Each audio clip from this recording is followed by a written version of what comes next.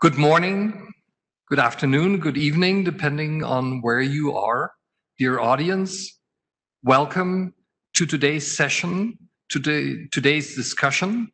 On behalf of Freie Universität Berlin and on behalf of the two sponsoring programs, FUBiS and FUBiS, I welcome you to a panel discussion, the first in a new series that we are offering called Berlin Talks. We're coming to you from the beautiful chamber, the plenary chamber of the Academic Senate at Freie Universität Berlin. My name is Dirk Verheyen, and I serve as academic director in the FUBiS program. This is a new series we're starting today, Berlin Talks. The idea is every month or every 2 months to offer a wide audience online a discussion, a panel discussion on a timely topic, presenting different perspectives and opinions, coming to you from the German capital.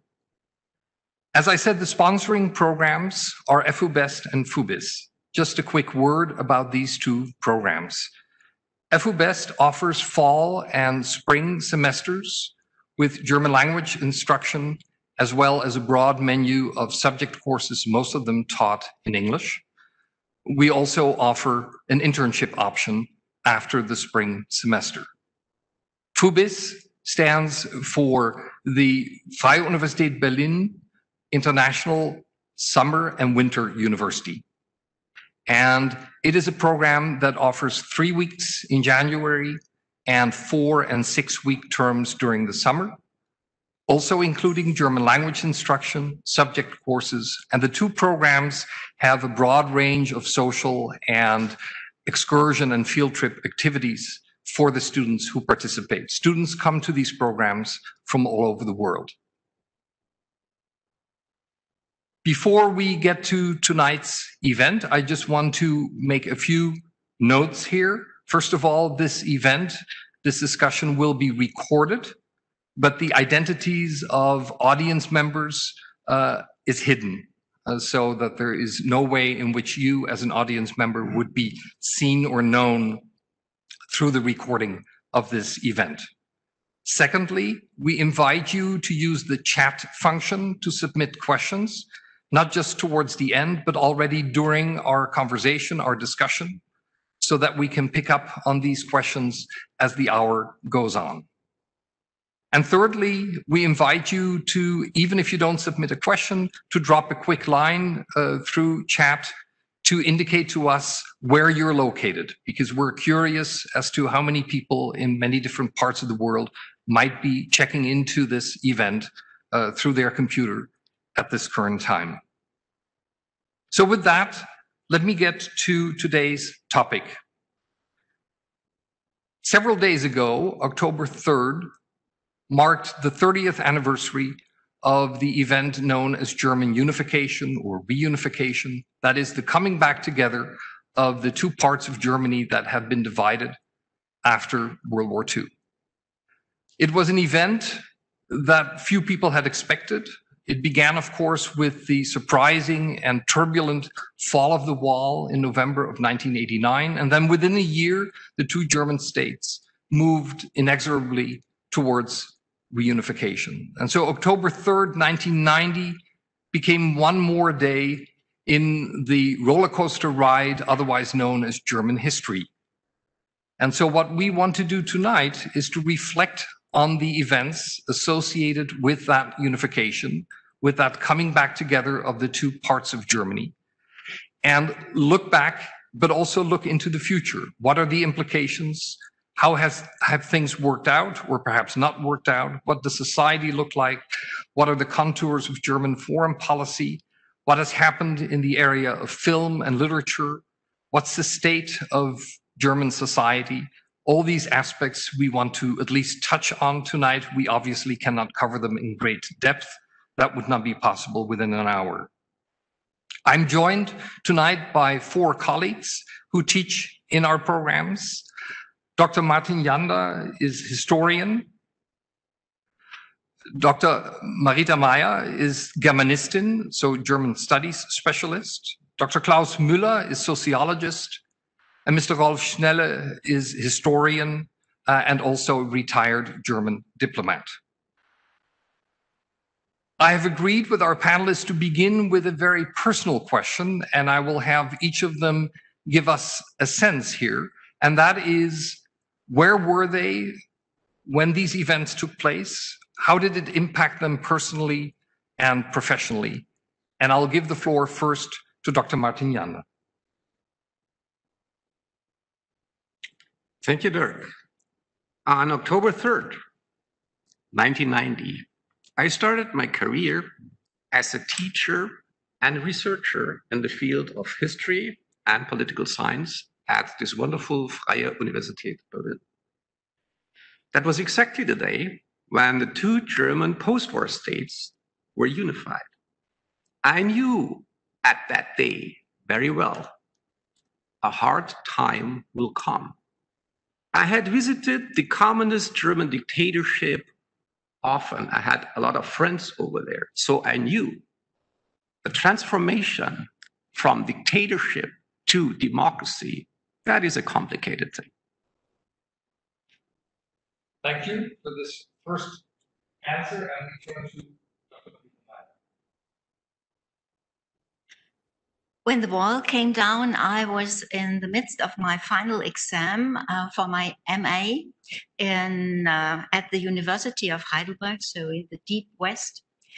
The main impact came in the following year when I worked for the summer university in Heidelberg, and lots of students from Eastern countries, from Hungary, Czechoslovakia, and Poland came to the summer university, and I never will forget this spirit of a kind of awakening, these students with hunger for new ideas and for new experiences. And I was in a way infected by this mood, and I decided to go east after I had finished my PhD. And so I did, and I went for 5 years to Poland with the German Academic Exchange Service. That was the main impact, I think. Thank you. We turn to Dr. Klaus Pillar. Well, in 1989, I had spent already 15 years in Berlin, so I was used more or less to a city divided by a wall. So I did not come exactly as a surprise when I heard on the radio that the Politburo on the East made some decisions which would have some implications. And I thought first, sitting in my bureau, writing on my dissertation, so what? Well, later I decided a different way. I went with some friends together to Checkpoint Charlie and observed how a long line of cars entered West Berlin from East Germany. And of course, it was a very exciting atmosphere, difficult to define. Thank you. Now, being a German diplomat must have been very interesting in those days. Rolf Schnelle, give us a sense. Yes, indeed. I had come back to Bonn, which of course was the capital of West Germany at the time. I had come back from the permanent mission of the Federal Republic of Germany, that is of West Germany, to the United Nations in New York, where we used to sit next to each other, next to the delegation of the GDR, the German Democratic Republic. So we had a direct impression there about the issues, about the two German states. I had come back in the summer, and on the 9th of November, when the war came down, I came back from work, arrived at home, saw or heard on the radio that there was something unusual going on in Berlin. And I turned on TV, and I remember still today something very special. That is, during the session of the Bundestag, when the members of parliament heard about the events in Berlin, they spontaneously started singing the national anthem. And they didn't sing it, Deutschland, Deutschland über alles, but of course the official version, Einigkeit und Recht und Freiheit. And interesting, I talked to my son, who was 5 years old at the time. He still remembers that I woke him up to point out there was something very special going on. Thank you. Thank you for those personal memories, all four of you. We are now going to turn back to Dr. Martin Jander for the first more substantive question, and that is that the events that took place 30 years ago are sometimes described as Deutsche Einheit, German unity, but also the word Wiedervereinigung, reunification is used. Then there are those that focus on international law and talk about the accession of East Germany to West Germany into a united Germany. So the question to Dr. Janda is, how should we see this in historical perspective? What is the German experience with unifications? After all, we had Bismarck in the 19th century. Was this a reunification? Is there discussion among historians as to what this ought to be called? Yes, a very important question. I think the term reunification, though it is often used, is not correct. The Germany that we have today did never ever exist before this time we are in now. The old Germany that existed from since 1871 to 1945, that was divided 1945, at the beginning of the Cold War, after the Shoah, after the Second World War. The last freely elected parliament of the GDR, parliament was called the Volkskammer.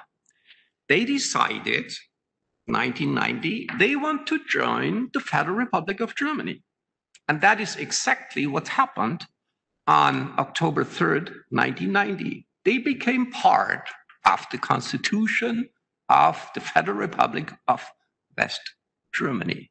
And then this was a united German state.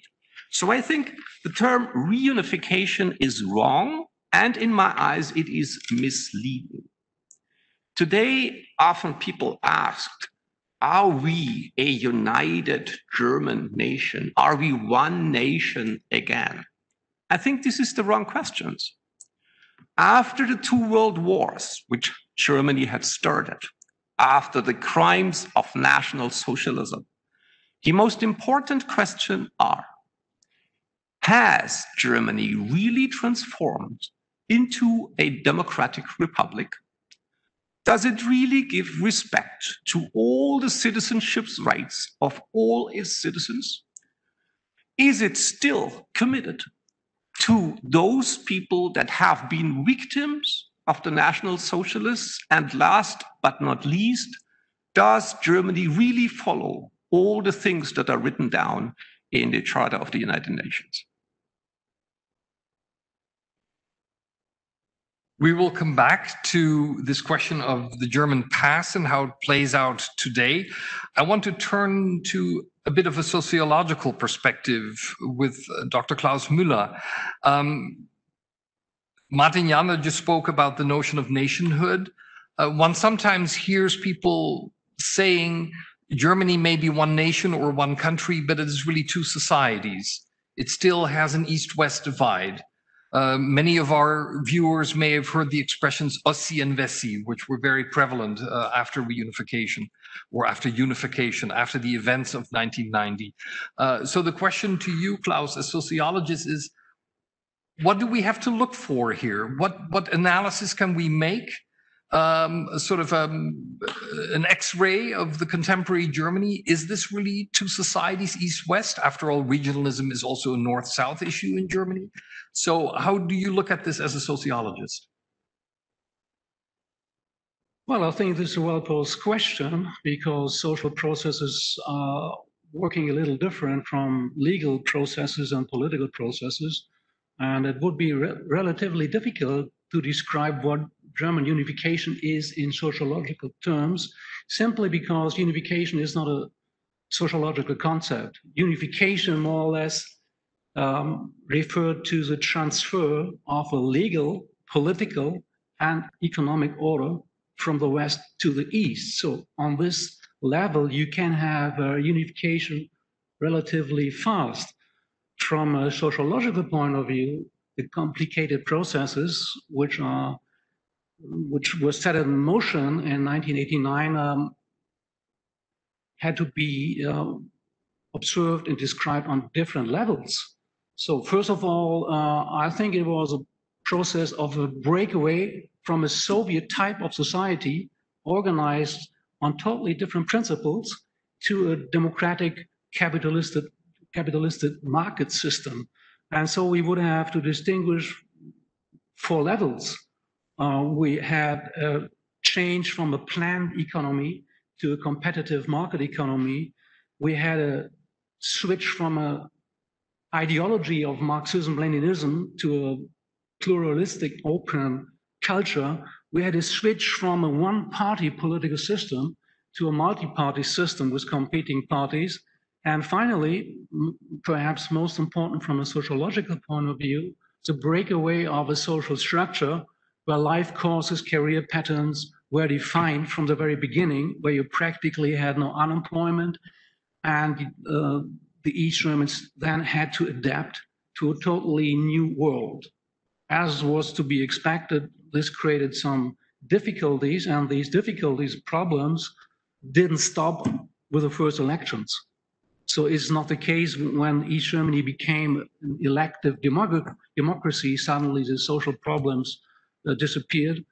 The problems only started because the time scale of these 4 levels, the processes which work on these 4 levels, are very different. So the slowest process probably has been economic reunification, because this meant breakaway of an obsolete, uncompetitive, state-organized economy to an economy where new firms had to be introduced, financed, and where old industries had to be restructured. And here all the problems appeared, which over the years worked to a degree that the East Germans may have a very different perspective on unifications than people from the West. Thank you.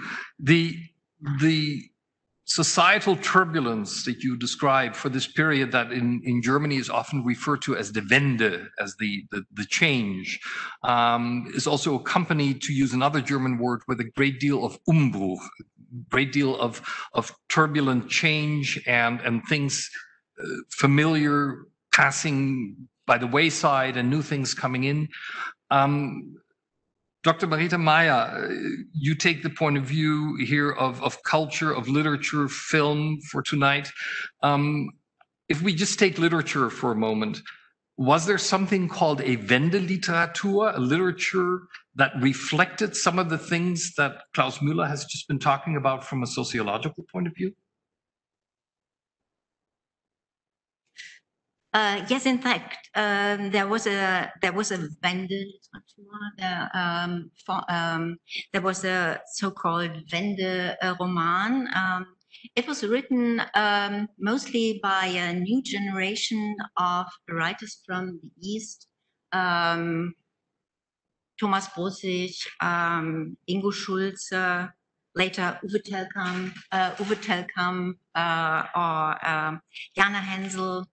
And I would say this Wende romane have been important to explain to the broad public of Germany how life was in the GDR, how family structures worked, and how daily life was, and what impact the fall of the wall had on the people of the East. And I know that there is a complaint that there are missing, that there are not enough people in leading positions in some fields in Germany. But I think this is not true for the field of literature. I think that there, especially writers, play a big and important role today, writers who come from the East. And I think that there, on the whole, was enrichment for the German literature, an enrichment concerning more diversity in style and in topics. Thank you. Just a quick follow-up to that. Is that something that was live and dynamic in earlier years, or is that 30 years later still a theme? Is there still 30 years later an active Wendeliteratur, or is this something that has passed by in the course of time? In fact, there still is a Wendeliteratur, and in fact, it is very relevant right now. For example, there are novels by Lutz Seiler, Crusoe, or Stern 111, or just recently a new novel by Ingo Schulze. And I think these novels are even more complex and more authentic than the novels have been that were written right after the fall of the war. And if I may look at the example of the film, because some of the audience may know the famous films in the first decade, they were mostly produced funny and entertaining films like Sonnenallee or Goodbye Lenin. And then as a kind of counterpart came this very important film, The Life of the Others, Das Leben der Anderen. But just recently, 2 years ago, in 2018, a film like Gundermann by Andreas Dresen was shown, and I think if you look at this film, this is a more complex film. We have Gundermann. Gundermann was a singer-songwriter in the GDR, so he is a real historic figure, and he worked in the coal mines of the Lausitz. He was a convinced communist, at the same time a straight and sympathetic person.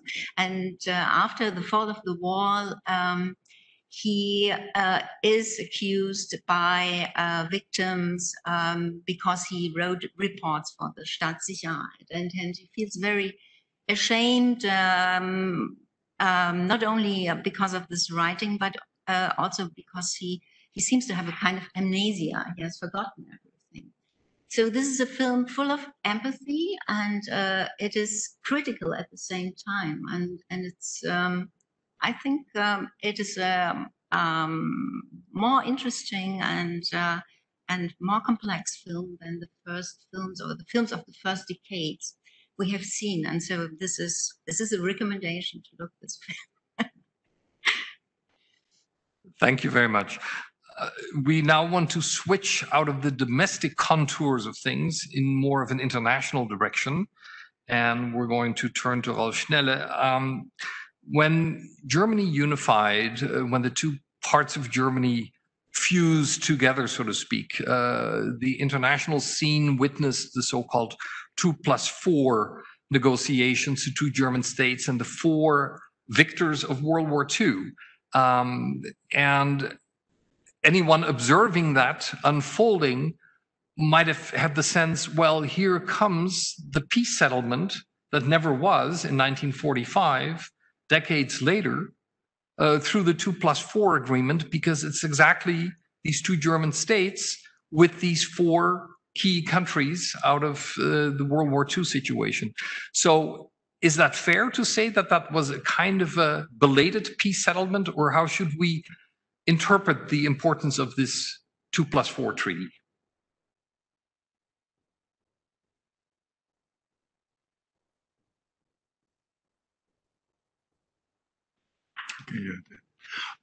Yes, indeed. And you quite rightly use the term kind of, and I think I'll come back to that. Indeed, as a historian, I think I should go back a little bit and remind ourselves what the situation was when the negotiations on the settlement started. And so I have to go back a little bit. What had been the basis of the German situation in the world since 1945? And there we had the Potsdam Agreement, which is called agreement, but it's not quite correct because it's not a formal international treaty. It was a communique and was the basis of the cooperation between the first the three victorious powers. And in that sense, the issues were not solved because especially the disagreement among the victorious powers in 1948 led to a situation where the Allied Control Council couldn't continue working together.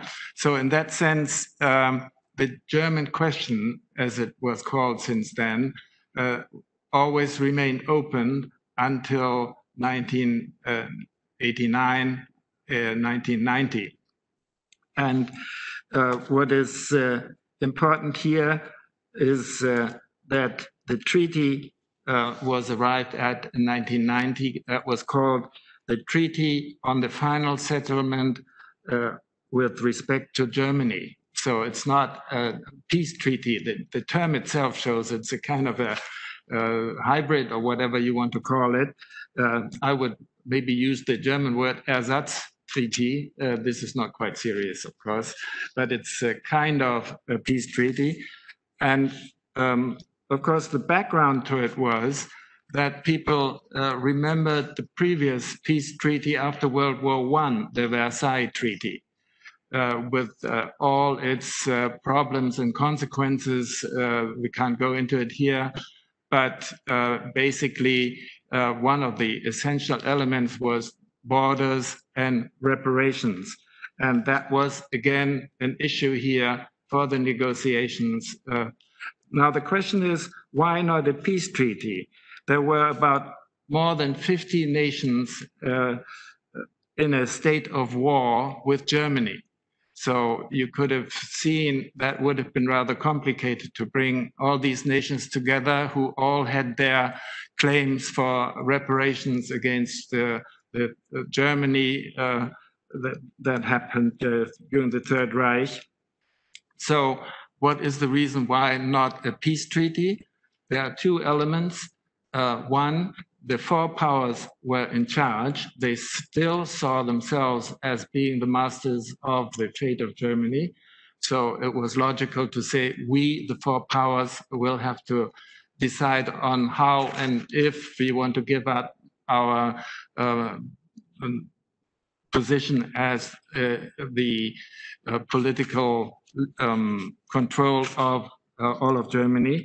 And the other element was the time factor. As I said, it would have taken a long time to have a real peace conference. And it was already obvious that Gorbachev, who had been very instrumental in bringing about the situation where these discussions and negotiations were at all possible, was under serious pressure back home. The Soviet Union had serious economic problems. He was under political pressure because of his flexible position towards or his readiness to change the situation. And the concern was, quite rightly, that pretty soon there was going to be a party congress where Gorbachev might have been ousted. And this concern proved quite justified a year later, in July 1990, when after the treaty had been negotiated, there was the coup against Gorbachev back home. So the central figure enabling these negotiations was not going to be there anymore. And I have maybe one point, since we talked about where we were, the early sign of fundamental changes. I was a witness of that.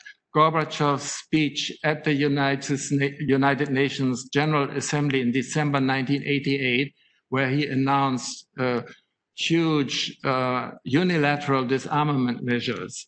And when I heard that, I had to pinch myself, asking, is this really possible? Is it really true? And it reflects the situation, the general mood of people. They could not have imagined this to happen until shortly before it really did happen. I think our viewers are getting the sense that Germany is a country where the past is never past. It is always still somehow playing a role. Things out of the past continue to impact society today. And I want to turn again to Dr. Martin Janda by bringing up a term that is quintessentially German, that is hard to translate into English, Vergangenheitsbewältigung, coming to terms with the past. Martin, you already hinted at the importance of this issue also in the United Germany. One often reads that the East German regime did not want to take any responsibility for the Holocaust, blamed it on capitalism and the West. And then the argument might be made, the reunited Germany or the United Germany had to, for the first time together, confront this past. But on top of that came a second Vergangenheitsbewältigung, and that is coming to terms with the communist past and the past of division. Think, for example, the whole question of the Stasi in the East with the files that people could access and the trials that took place and so on. So what do you see as the state of Vergangenheitsbewältigung in the one Germany today? Yeah, thank you very much for this question. It's a broad topic, and I would need, let's say, an hour to discuss this. But what we can see very easily is that, shortly said, political culture in the United Federal Republic of Germany is split. It seems as if we have two different political cultures in Germany. I want to make 4 points. First point, when you look at the outcome of political elections in West Germany and in East Germany, that's very different. You never would have such a high percentage of voters as you have in the East who decide for voting the left-wing party in the West. In the East you have, and you never would have so many voters that decide for the right-wing, some even say right radical-wing party, Alternative für Deutschland, in the West, as you have them in the East. First point, the political structure of both sides of the unified republic are very different. Point number 2, you can see that when you walk on the streets. You should go, if you visit Germany, one day to the city of Dresden, a city of the former East. If you walk there, you will recognize not so many immigrants, not so many people of color, not so many international tourists. Extremely opposite if you go to a city of the former West, Frankfurt. If you go to Frankfurt, you will see a lot of immigrants, you will see a lot of international tourists, and you will see a lot of people of color. Totally different political cultures in one united society. And point number 4, the dealing with the Holocaust is totally different in both parts of Germany in one united republic. If you come to East Germany, you will often have that position, as you told Dirk. People are saying fascism is over. We have given enough. There is no further support needed for the surviving victims of National Socialism. You will have exactly the opposite in the western part of Germany, coming out of a long culture of debating Vergangenheitsbewältigung. A majority of the people is sure that Germany has done these crimes, that Germans are responsible for these crimes, and then further support for the surviving victims is needed. So this is 4 aspects of a, in my eyes, divided political culture in the unified Federal Republic of Germany. And those questions, what is more important, debating Nazism or debating the communist tradition? What is more important? This is a reflex of this totally different split society, which is united as a federal republic under one constitution, but with totally different cultures. Thank you. You already address again societal dynamics, which will bring us back to Klaus Müller. A country like Germany that has had such a turbulent history is a country where I think the analysis requires a focus on generations and a distinction among the experiences of generations. If we look at the 80-so million Germans today, and we look at patterns of socialization, we could argue that the vast majority of them were socialized in either the West or the East of the country during the Cold War. The number of people, of course, socialized before 1945 is biologically speaking dwindling, but then we have new generations coming now since 1990. Klaus, to what extent is a generational analysis important in understanding contemporary Germany and the way in which the past influences the present and the way in which people's lives have been shaped by different kinds of Germany? Well, surely there are typical differences between East Germany and West Germany, but there are also significant differences inside East Germany and West Germany. So if we would reformulate the question, we should ask ourselves, what do we expect from a country which is one society? So are the Bavarians unified with the Berliners? I am quite sure the Bavarians would reject no.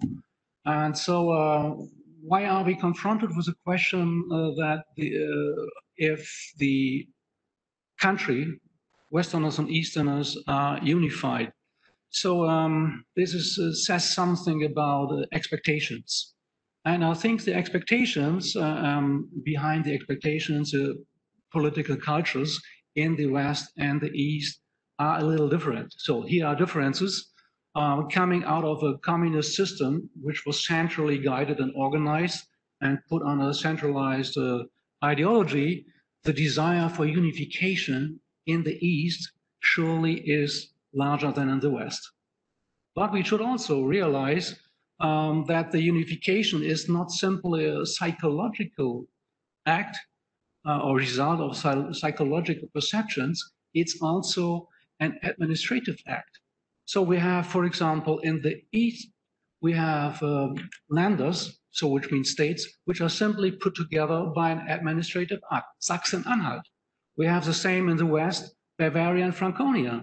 So in a way, the political decisions and administrative structures are here for a unified society. So I think it's a big exaggeration that we still should decide categorically between the West and the East. There are still clearly some differences in the East. The East is less multicultural, as Martin said, less international, and is more oriented to the state. This is a result of the troubles of transformation. So they expect more state intervention.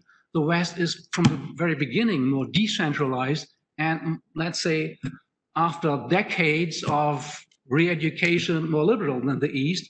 But basically, it's one of societies with a few interesting differences. Jumping now back into culture, literature. Also, again, this question perhaps of generations there.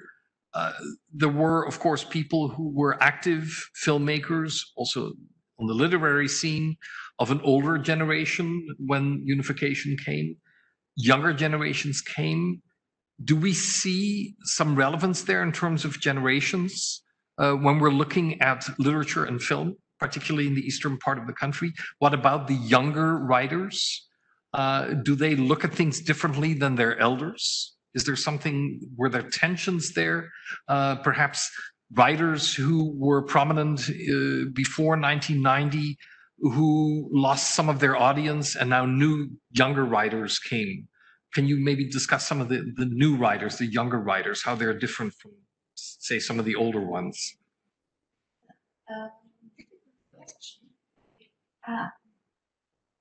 This is a difficult question.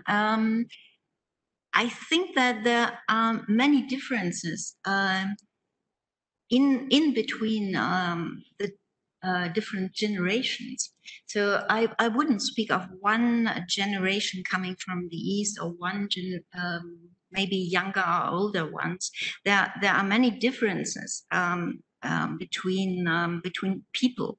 Of course, in the beginning, right after the fall of the war, there was this debate on authors like Christa Wolf or Heiner Müller, and how or to what extent they cooperated with the political system. And there was a sharp debate, and this generation of writers from the East lost partly their influence, but not totally, like some of the intellectuals in the West stated. During the younger generation, I think it is even difficult if we speak of a real young generation. It is even difficult to see differences, or big differences between East and West. I mean, many of writers from the East live now in the West, and some of the West live in the East. So, I mean, 5 million, I think it was about 5 million people who left the East after unification, and 4 million left the West towards the East. So I think we really can't speak of a total split between East and West. And what is interesting, if we look at, there are differences between film and literature, I think. Looking at film, I think, or what I've read, we lost a whole generation of filmmakers from the East, because film is to produce a film is I mean, it depends on money, and you have to know a lot about funding. You have to know complex structures. So there were many filmmakers, older filmmakers in the East, who were not willing or were not able to integrate into this new capitalistic system of filmmaking. But there's another generation who just finished film schools, like Andreas Dresen, and came to the market. I think they could use all the chances that were given, and there was curiosity also in the West for what these people have to tell and have to show. And they play an important role today. Yeah. Thank you. Let me make the jump to international dimensions of things again. We now have a united Germany in a transformed Europe with new challenges. Think of migration, environmental issues, terrorism have become important issues in recent years and decades. We had a West Germany that had a particular foreign policy profile based on the Cold War, and of course, East Germany the same in its own way. Now we have a united Germany. What would you consider to be the fundamental principles underpinning this united Germany's foreign policy in the contemporary post-unification environment that it's in? All right.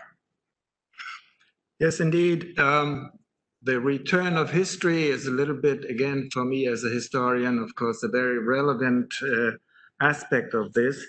And the first thing for Germans always to keep in mind, especially when the united Germany was so much bigger and its influence and weight in Europe was so much bigger, the concern and memory of the Nazi Germany around Europe.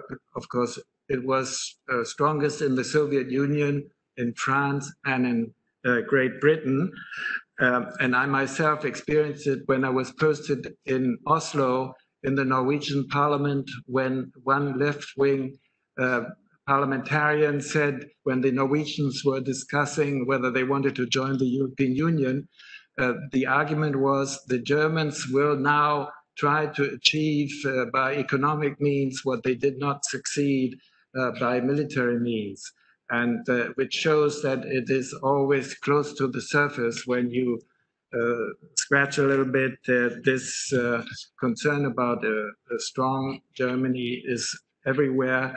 And it is interesting that in the discussions about the modalities of Germany developing independence as a sovereign state, a very important element was a discussion between Gorbachev and Bush in Washington, when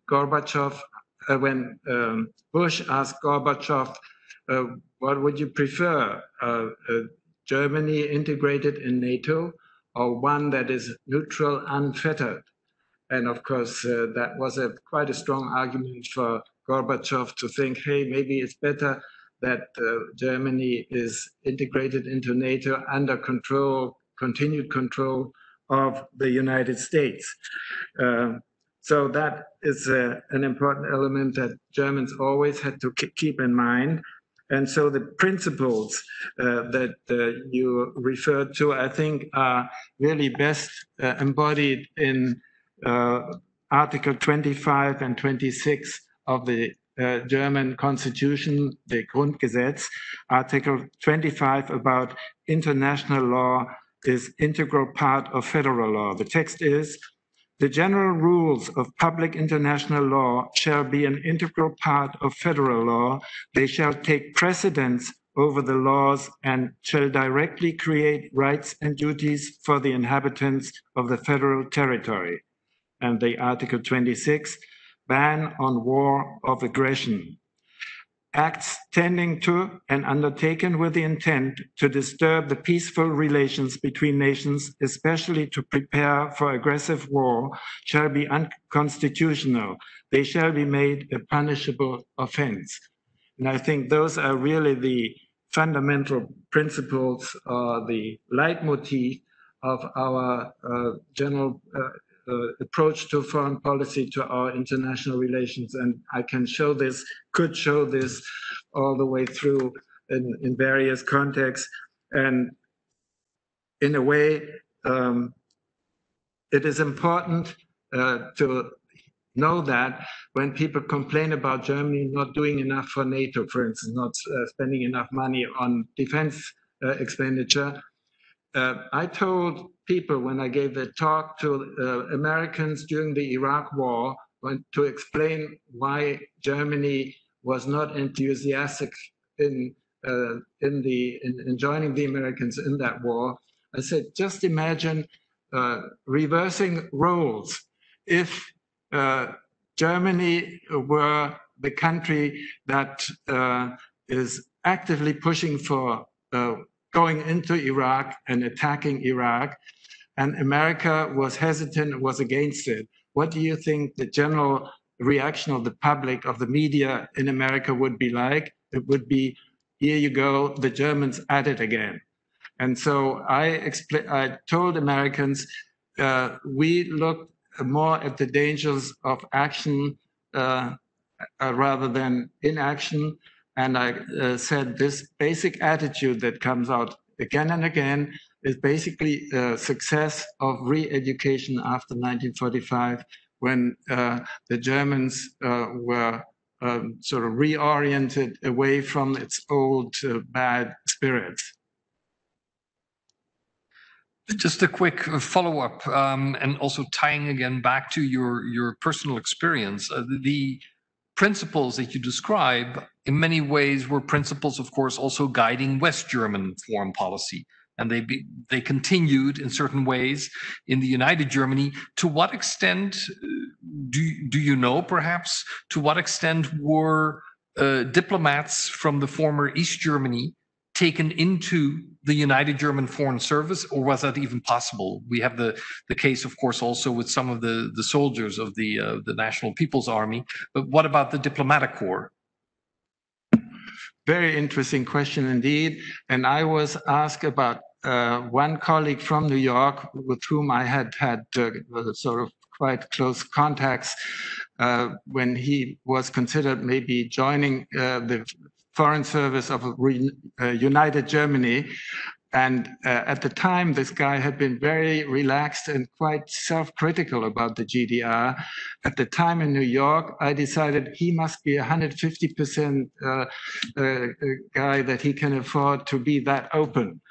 And but to answer your basic question is, there were hardly, just a very few people, not high level officials of the East German Foreign Service. They were excellent experts. They had learned languages and all this. But of course, they had also only been in the Foreign Service because they were ideologically safe and definitely politically correct, and there was no danger that they would have defected at the time. So they were not really acceptable to the, and Genscher, Foreign Minister Genscher at the time made sure that there were no, and there's one guy I remember, he was as an ambassador of the GDR coming to New York and Geneva. I was also in Geneva at the time. He was really very strict ideological person, and he tried to get into the Foreign Service and was not allowed. There's one interesting, very interesting exception to this, that is the last ambassador of the GDR in Paris, who of course joined very late after negotiations in 1990, Steinlein. He became the head of Genscher's, of Steinmeier's, present president's office, and now is head of the president's chancellery in the president's office. So he was the person who transitioned from the old guard that was not allowed in, but the new guard in the transition period. He is a very successful, very interesting, good guy. And as I said, he heads the Bundespräsidialamt. Thank you for that addition of personnel issues, because that is, of course, one of those aspects of German unification. I want to turn to Martin Janne again and preface my question this way. Opinion polls over the years that compare Germany to other countries show a clearly lower level of national identification or national pride in a country like Germany, for historical reasons, of course. What is your sense of the current sense of the nation, of national identity? Is there more a primary focus on one's own region, one's own regional Heimat, or on Europe? To what extent is the idea of Germany as a nation state something that really ticks in the population, and where there's a certain amount of pride? Has that changed compared to previous decades? Yeah, thank you again for this very important question. We do not have the time to touch all the aspects of it, but a very important question. In my eyes, what we have in Germany today is, let's say, a debate, or maybe better said, a fight on what is exactly our national identity. You see this best when you look at the new citizenship law, which passed the parliament in January 2000. This new citizenship law says every kid that is born on German territory is a German citizen. That is different to the old German citizenship law, which was passed in the year 1913. That old law was saying only those people are German citizens that have German parents. That excluded many immigrants, foreigners, refugees, and others from citizenship, good jobs, good education, and so on. Today, that has changed. We have a new citizenship law, but the old sense, tradition, culture of the old citizenship law and the old idea of what a nation is still existing in that society. So there's a lot of people opposing the new law and saying, no, those immigrants are not German citizens. They do not belong to our nation. And part of that debate, or better to say fight, is another actor. This is right-wing terrorists. Maybe you heard that since October 3rd, 1990, round about 210 people were killed by right-wing terrorists. The majority of those that were killed were immigrants. So the right-wing terrorists are participating in that debate. What is our nation? And the two opposing ideas of that debate and that fight is that nation based on human rights, citizenship for all citizens, or is that based on heritage, tradition, blood, and other things? This is a very heavy fight, and we should not, this is often downplayed by a lot of researchers and politicians in the Federal Republic of Germany, but this is a really severe question. Are we becoming a really modern nation with a modern citizenship law, or is a big part of the population unhappy with this new law and wants to come back to the old traditional nationalist, anti-immigrant, anti-Jews, and other conflicts? That's the question. Thank you, Martin. I want to be able to turn now to some of the questions that have been submitted by our audience, and basically all the panelists will have a chance to respond to these questions. The question that is posed here: what, in your opinion, is the biggest mistake or opportunity not seized? And what is the best outcome? What are some of the best things that did come out of the unification process? Perhaps I can turn to Klaus Pillar first, because you already indicated some of these things in previous answers. What would you consider to be the things that were mistakes or opportunities not seized, or where were there good outcomes in this whole process? So the biggest mistake surely was not to explain to the East German population that the integration of the East German economy would be a very hard and very long way.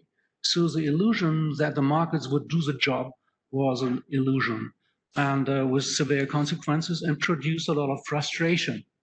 You could even say that it was a big mistake that the public sector became set the wage level in East Germany, the public sector, and put an incredible pressure on the just reviving private sector.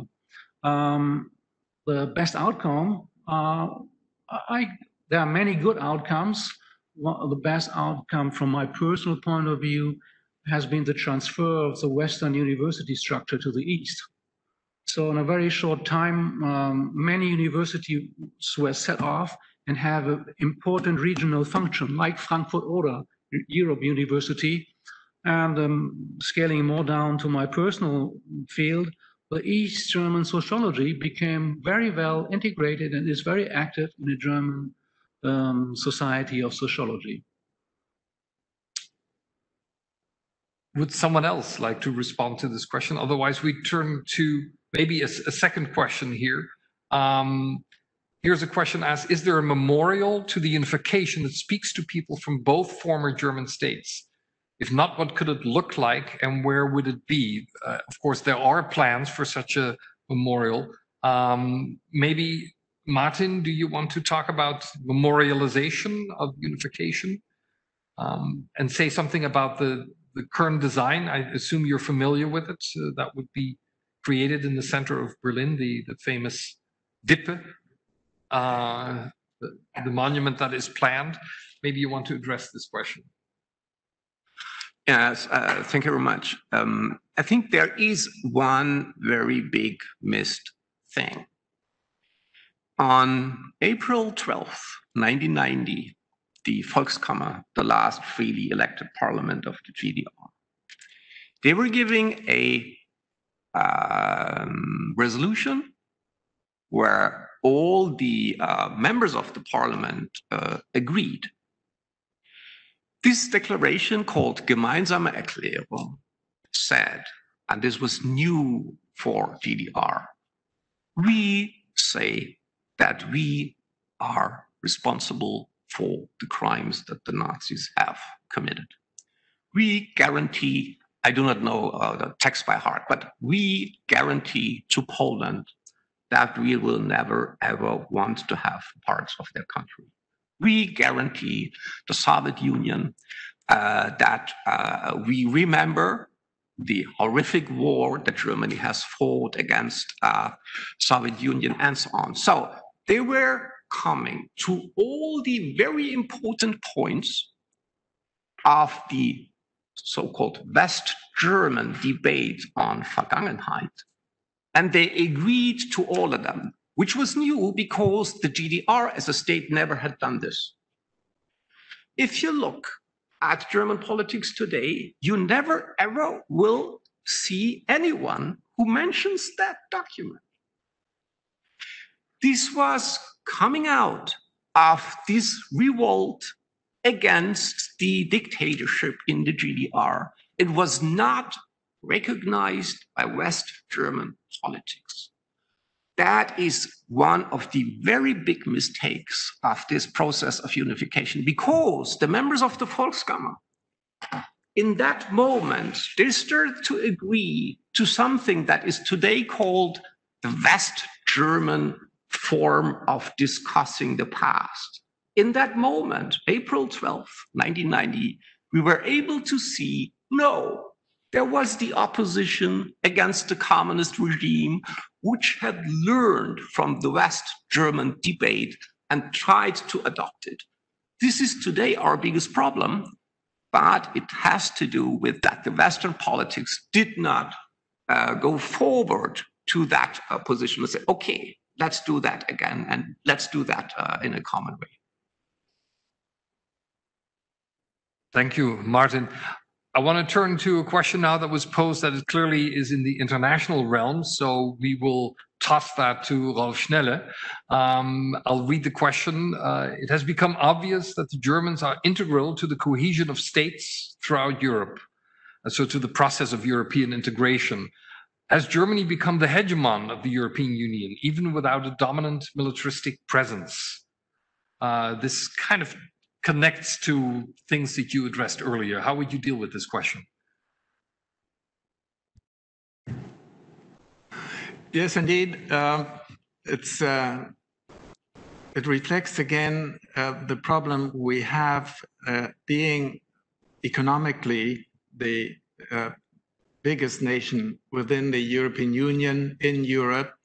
And in that respect, even if we try not to be too pushy or dominant, just the facts bring about certain effect. And that's why whenever there is a financial crisis of Greece, for instance, it is the German attitude, the German position that influences the overall position of the EU.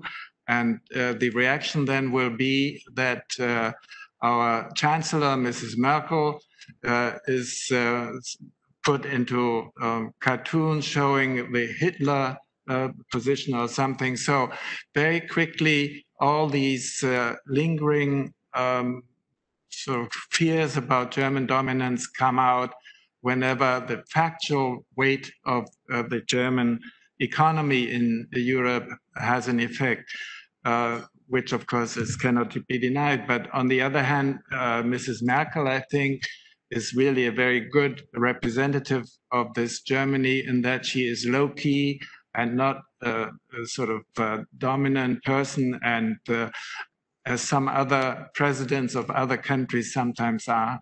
So I think it cannot be avoided that there will be the reaction against the factual strength of the German economy and coming with it the political weight within Europe. Thank you. I want now to come to our final question, and this is a question to which I would like to get a brief reply from each of you. Imagine that we come back together in 20 years, and we're talking 50 years since 1990. Mention from your perspective one thing that you think we will be discussing differently than today when 50 years have passed. What is the potential for a particular issue to be important then, as opposed to now, or an issue that is now important and that languishes and is no longer important then? Martin, let's begin with you. Yeah, I think at the moment we are at the crossroads in many ways. Europe is at the crossroads. Do we come together as a continent of democratic states, or do we fall apart? And very important factor in this at this point is which way the Federal Republic of Germany wants to go. We see, and we have talked about that, that there's a lot of internal conflicts under the umbrella of one constitution. We know from the past that anti-liberal political cultures lead to destruction of political democratic institutions. And that is a fight that can be seen in the Federal Republic of today. So I think 10 years later, 20 years later, 30 years later, this thing, what we see today as a crossroads, that will be decided. In which way, we do not know.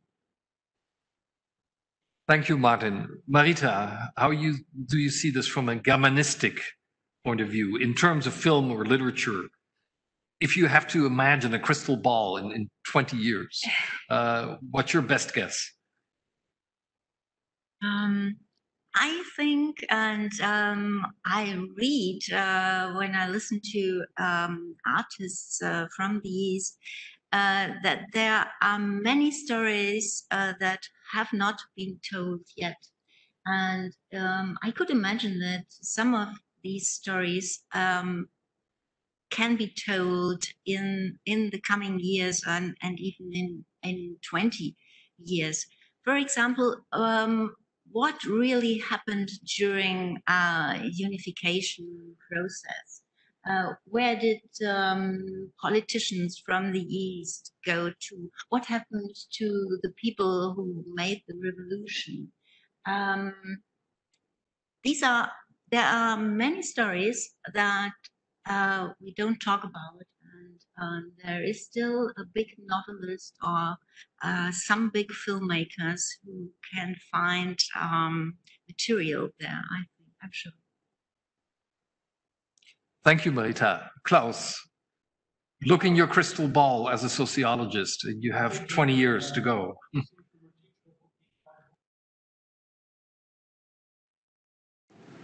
I think in the future it would be a quite boring question because most things have been accomplished.